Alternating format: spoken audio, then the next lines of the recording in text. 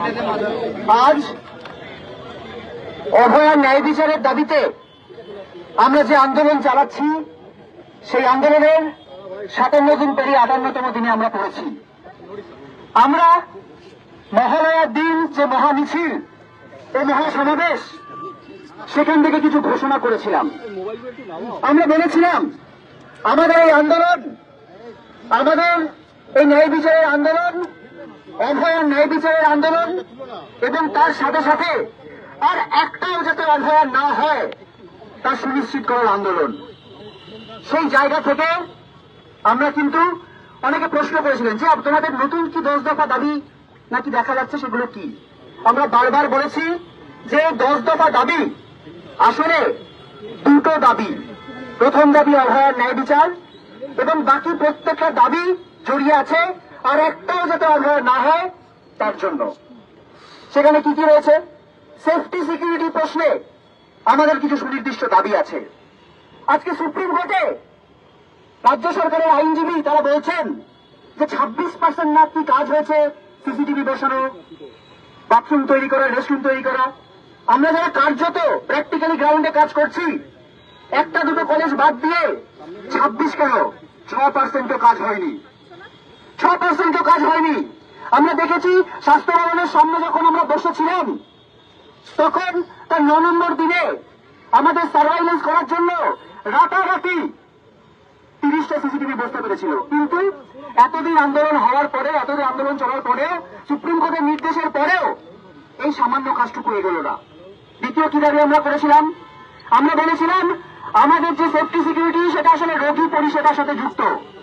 রোগী পরিষেবা যদি উন্নতি করতে হয়, রোগী পরিষেবা যদি উন্নত করা যায়, সেন্ট্রাল রেফারেল সিস্টেমের মাধ্যমে রোগীর রেফারেল সিস্টেম যাতে ঠিক করা হয়, হয়রানি দূর করা যায়, অ্যাক্টিভ বেড স্ট্যাটাস যাতে তারা দেখতে পান, তাহলে তাদের রাগ অনেক কমবে। তাদের রাগ কিসের জন্য হয়? একজন রোগী যে এই যে চিকিৎসা ব্যবস্থায় আসেন তাদের রাগ হয় এই কারণে যে তাদের দুয়ারে দুয়ারে কড়া নেড়ে শেষ পর্যন্ত যখন আসেন কোন একটা রোগীর মৃত্যু যেমন ঘটে সেই দুঃখ তারা পান, আমরাও পাই, তার রাগের সামনে পড়ি আমরা। সেই জন্য আমরা এই দাবিগুলি করেছিলাম। আমাদের 10 দফা দাবির মধ্যে কিন্তু এই দাবিগুলো রয়েছে। আমরা বলেছিলাম ভয়ের রাজনীতি দূর হোক, থ্রেট কালচার দূর হোক। কি বলেছি?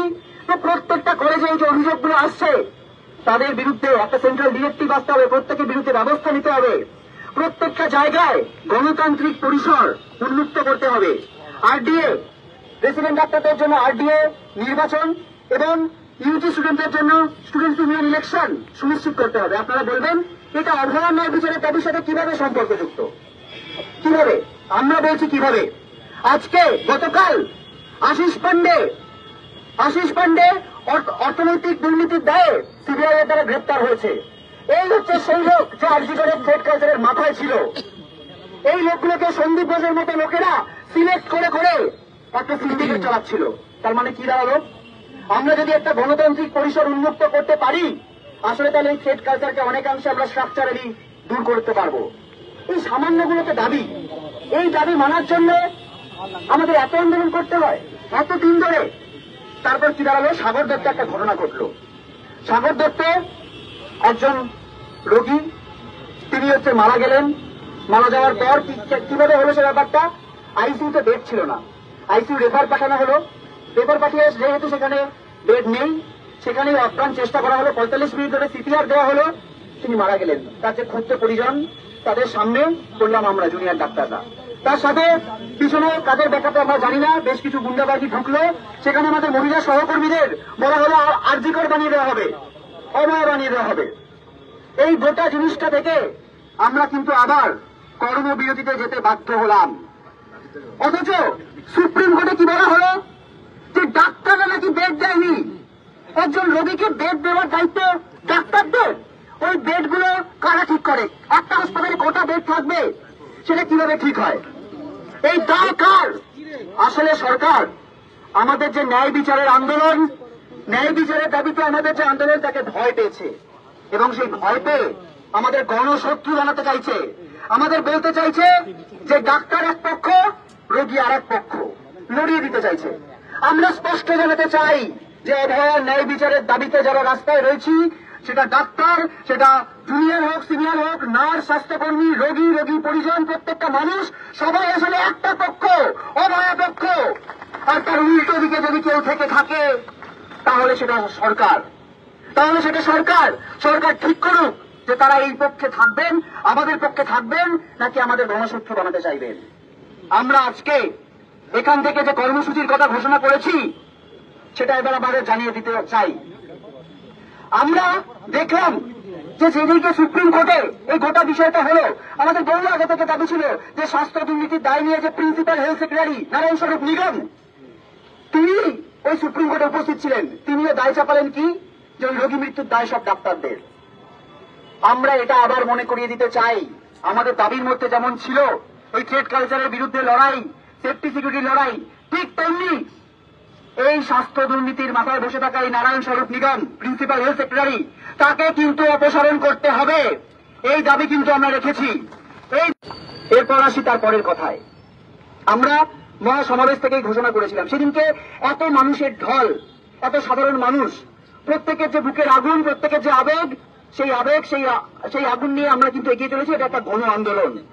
ফলত সেই গণ আন্দোলনকে মর্যাদা দিতে আমরা যে রোগী যারা রয়েছেন তাদের প্রত্যেকের কথা ভেবে আমরা ঠিক করেছিলাম, এবং গতকাল আমরা জিবি করে ঠিক করেছি যে আমরা আজকে থেকে কর্মবিরতি প্রত্যাহার করছি, সম্পূর্ণরূপে প্রত্যাহার করছি। এটা যদি কেউ মনে করে থাকেন যে রাজ্য সরকার ভয় দেখাচ্ছে, রাজ্য সরকার ভাবছে আমাদের পাশে জনগণ নেই, তাই আমরা ভয় পেয়ে কর্মবিরতি তুলছি, এটা তারা ভুল ভাববেন। আসলে জনগণ আমাদের পাশে আছে এবং আমরা যে একই পক্ষ, এটা বোঝানোর জন্য আমরা কর্মবিরতি প্রত্যাহার করছি। কিন্তু তার সাথে সাথে একই সাথে আমরা তীব্রতর আন্দোলন করছি। কি করছি?